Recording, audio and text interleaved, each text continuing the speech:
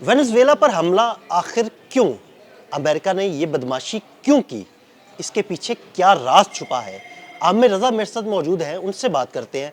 आमिर भाई, अमेरिका ने वेनेजुएला पर हमला किया, आखिर क्यों? वजह क्या है? ये किस तरह ये किस्म की बदमाशी है, ये क्यों की गई? देखिए, सबसे पहली बात तो ये है, ना सिर्फ ये बदमाशी है बल्कि हरदर्मी भी है और इसके साथ साथ ये समझो कि बेशर्मी भी है। मैं इसको ये अल्फाज इसलिए दे रहा हूँ, किसी मुल्क के अंदर आप जब अपनी फ़ौजें उतारते हैं और वहाँ पर आप फ़ौज उतारने के बाद वहाँ के जो सरबराह हैं, सदर हैं, उनको आप अगवा करते हैं उसके खतून अव्वल के साथ, तो ये मैं समझता हूँ कि खुली बदमाशी का एक अंसर है, जो कि डोनाल्ड ट्रंप का वो चेहरा है जो दुनिया को नज़र नहीं आ रहा था। ये सारी चीज़ें जो हैं ये इस बात की गुमाजी है कि ये सिर्फ वेनेजुएला तक बात नहीं रहनी है, ये कोलंबिया तक भी जानी है, ये मेक्सिको भी जानी है, ये क्यूबा भी जानी है और ये चीन में भी आनी है। अब आप समझें कि ये जो लैटिन अमेरिका के ये ममालिक हैं, इन पर जो हमला किया गया है, हम ये समझ रहे हैं कि शायद ये इन ममालिक पर हमला है। कुछ जो अमेरिकन मीडिया है वो इसको प्रमोट ऐसे कर रहा है कि ये यहाँ से मंशियात जो थी वो अमेरिका में आती थी, उसकी रोकथाम के लिए ये वो सारी लेम एक्सक्यूज़ हैं। लेकिन असल हमला जो है ये किया गया है चीन पर, क्योंकि ये वो तमाम ममालिक हैं रशिया टूटने के बाद जहाँ पर सबसे ज़्यादा मफादात अगर किसी मुल्क के थे तो वो चीन है। आपने और मैंने अभी कल शायद उस पर हाइड्रोजन बम पे किया था, और हाइड्रोजन बम मैंने बताया था कि चीन क्यों बनाने जा रहा है, क्योंकि उसका सबसे बड़ा ख़तरा जो है अमेरिका की तरफ से है और अमेरिका अपनी पावर शो करना चाह रहा था। अमेरिकन ये साबित करना चाहते हैं कि उनके जो भी उनकी ऑपरेशंस हैं उनको चीन बर वक्त जो है पकड़ नहीं सकता, यानी चाइनीज़ इंटेलिजेंस जो है वो कमज़ोर है और इस हद तक कमज़ोर है। बात देखें, ये चंद मिनट की बात है कि जिसमें एक मुल्क का सदर वहाँ की प्रेसिडेंसी पर उतरा जाता है, मरीन्स उतरते हैं और उतर के ना सिर्फ गिरफ़्तार करते हैं बल्कि उसको एक और जहाज़ में मुंतकिल करते हैं और चाइना इस सारे लम्हात से ये समझे कि उसको उस लाइलम था। अब लाइलम क्यों था? चाइनीज़ इंटेलिजेंस एजेंसी ने क्यों नहीं बताया कि अमेरिका के अंदर से किसी दूसरे मुल्क के अंदर ऐसी चीज़ें चल रही हैं, हालांकि लंबे अरसे से ये बात चल रही थी। वो वेनेजुएला है या कोलंबिया है या मेक्सिको है या क्यूबा है, उनके मतलब ये बात चल रही थी। इसके बावजूद चाइना जो है वो खामोशी से इस मुल्क के साथ तेल की तिजारत करता रहा, क्योंकि जो उसका मुतमईन नज़र है वो यहाँ से पावर हासिल कर रहा था, और यही पावर जो है अमेरिका को किसी सूरत बर्दाश्त नहीं थी। इसमें जो बड़ी बात यह थी कि ऐलान किया मोडोरो ने, निकोलस मोडोरो ने, कि वो अपनी तमाम ट्रेड जो है युआन पे लेके जा रहा है, यानी चाइनीज़ जो करेंसी है उस पर लेके जा रहा है। ये डॉलर से निकलना जो है ये अमेरिका को बर्दाश्त नहीं। देखें, अमेरिका भी इस वक्त माशी तौर पर जो है कुछ कमज़ोर है। कमज़ोर से मुराद ये है कि एक बड़ी सुपर पावर का अखराजात बड़े हैं, उसको कोई ना कोई जंग चाहिए होती है। जैसे बुश रजीम ने इराक़ पर जंग मुसल्लत क्यों की थी? क्योंकि वहाँ पर बेरोज़गारी और बेघर अफराद की तादाद में बेपनाह इजाफा हो गया था। अब उनको पैसा चाहिए था, लिहाजा उसने फ़ौज में मौजूद जो असला था उसको किसी कमज़ोर मुल्क पे लागू करना चाहा, जिस पर ट्रंप आज कह रहे हैं कि अगर मैं होता तो मैं कभी इराक़ पर हमला नहीं करता। इराक़ तो बहुत दूर है और उसका मिडल ईस्ट क्राइसिस जो है आज तक हम हल नहीं कर पाए। मैं हमला करता तो इन ममालिक पे करता। अब देखिए, उसने आगाज़ कर दिया और अब वो एक जहाज़ में जो इंटरव्यू देता है डोनाल्ड ट्रंप, आपने दिल भाई सुना होगा, वो बहुत ही ख़तरनाक और बहुत ही फ़िक्र अंगेज़ है, जिसमें उसने कहा कि अगली बारी कोलंबिया की भी हो सकती है और मुझे ये सुनकर अच्छा लगता है कोलंबियन ऑपरेशन, उससे अगली बारी जो है वो क्यूबा की हो सकती है, मेक्सिको में जो है वहाँ भी हो सकती है। तो इसका मतलब ये है कि वो तमाम के तमाम अपने साथ के ममालिक पर कब्ज़ा करना चाहता है। याद रखिएगा, ये तीसरी जंग अज़ीम के लिए जो है राह हमवार हो रही है। ट्रंप जो अमन के नारे लगाया करता था वो एक जंग की तरफ लेके जा रहा है और इसके लिए ही चाइनीज़ जो हैं वो अपनी तैयारी में हैं। अगर ये बात है, इस पर अगर आप करें कि चाइना इस पर रद्द-ए-अमल क्या करेगा और चाइना को क्यों डराया गया और चाइना ने हाइड्रोजन बम बनाया, तो मैं ये समझता हूँ ये ज़्यादा लोगों के लिए मालूमाती होगा।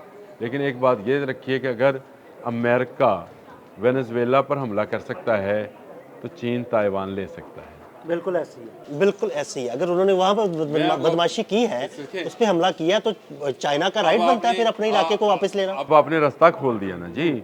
इसका मतलब ये है कि रूस का यूक्रेन पे वार जो है वो बिल्कुल ठीक है। बिल्कुल कमज़ोर को मार देना या उसको कब्ज़ा कर लेना, अगर ज़ेलेंस्की को उठा के ले जाता है रशिया, तो क्या अमेरिका या अक़वाम आलम के पास इसका कोई जवाब होगा? बिल्कुल नहीं। और अगर ताइवान पर चीन चढ़ दौड़ता है और वहाँ से वहाँ के प्रेसिडेंट को या वहाँ के जो कारपरदाज हैं, जो चलाने वाले मुल्क चलाने वाले हैं, उनको अगवा करके अपने मुल्क में ले जाकर केस दायर करता है, कुछ भी केस दायर किया जा सकता है। ये तो बड़े ओपन है। जैसे आप अमेरिका में निकोलस मदोरो के ऊपर केस चला रहे हैं कि वो मंशियात फरोख्त करता था। अब देखो ना कैसी बात है। ये तो आप अमेरिका में केस क्यों चल रहा है उस पर? देखिए, आपने अगर इनकलाब लाना था या आपने करना था तो आपको वहाँ पे उनके मुखालिफ जो अपोजिशन थी उसको आप इत्माद में लेते और ये आवाज़ उठाते कि यहाँ से मंशियात नहीं जानी चाहिए। उनके पास इतनी दौलत मौजूद है जिनका अंदाज़ा नहीं किया जा सकता। अब ये कहा जा रहा है कि हमने अगला हमारा टारगेट जो है, यानी साफ अल्फाज ये हैं दिल भाई उसके अमेरिकन प्रेसिडेंट के, कि मुझे ये सुनकर कोलंबिया ऑपरेशन का लफ्ज़ सुनकर खुशी होती है। यानी मैं खुशी का इजहार की मुराद ये है कि वो एक तरह से इजाज़त दे रहा है, वक्त का तयन किया जाएगा, लेकिन अगर ये जाएंगे तो फिर ताइवान में चीन जाएगा। लेकिन आमिर भाई इन बातों से तो साफ एक चीज़ बड़ी वाज़ेह हो गई कि वो कोलंबिया हो, वो क्यूबा हो या खित्ते का कोई और मुल्क हो, अमेरिका बदमाश है। वो जब चाहे जहाँ चाहे हमला कर सकता है, कब्जा कर सकता है, दुनिया में कोई उसको पूछने वाला नहीं।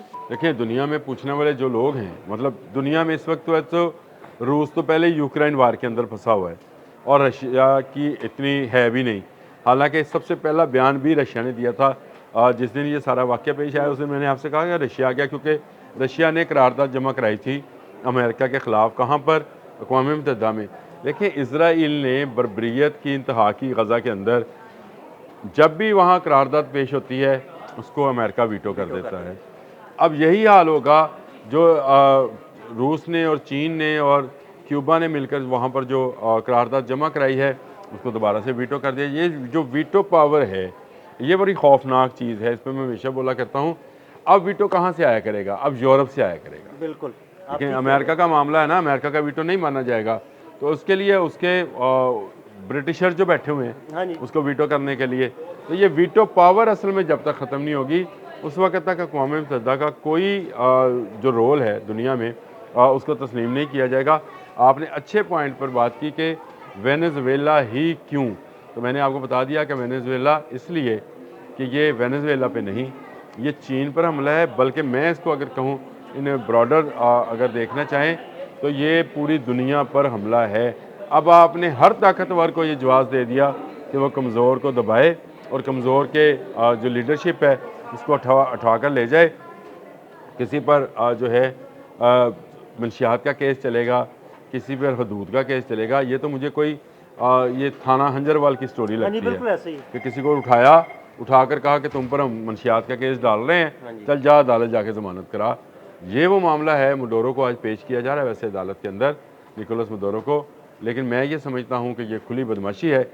तमाम ममालिक को इकट्ठा हो जाना चाहिए। देखें, पाकिस्तान ने जो मज़म्मती बयान जारी किया है वो बड़ा अहम है और उसने कहा है कि जो कुछ हो रहा है ये वेनेज़ुएला की आवाम की भलाई के लिए होना चाहिए। वेनेज़ुएला के आवाम की सिक्योरिटी और भलाई जो है वो मुकद्दम रखनी चाहिए और हम किसी ऐसी एग्रेशन को जो है सपोर्ट नहीं करते हैं। तो ये इस तरह के बयान जो हैं ये सामने आना जो है ये मैं समझता हूँ अच्छी बात है। लेकिन वेनेज़ुएला में अभी और गुत्थियाँ सुलझना बाकी हैं। एक के बाद एक गुत्थी सुलझती चली जाएगी। बहुत सारे हालात जो हैं आने वाले चंद दिनों में, यानी अगले 48-49-50 घंटों में मज़ीद चीज़ें सामने आएंगी। मुझे अब शक है कि अगली बारी जो है वो कोलंबिया की होगी और चीन इस बात पर खामोश नहीं रहेगा। जहाँ जहाँ फिर मफादात हैं अमेरिका के, वहाँ पर भी हमला हो सकता है। बहुत शुक्रिया आमिर रज़ा जी। बिल्कुल, आमिर रज़ा ने बड़ी तफसील के साथ आपको इस सारे मामले के बारे में बताया। अदील अहमद और आमिर रज़ा को इजाज़त दीजिएगा। अल्लाह हाफ़िज़।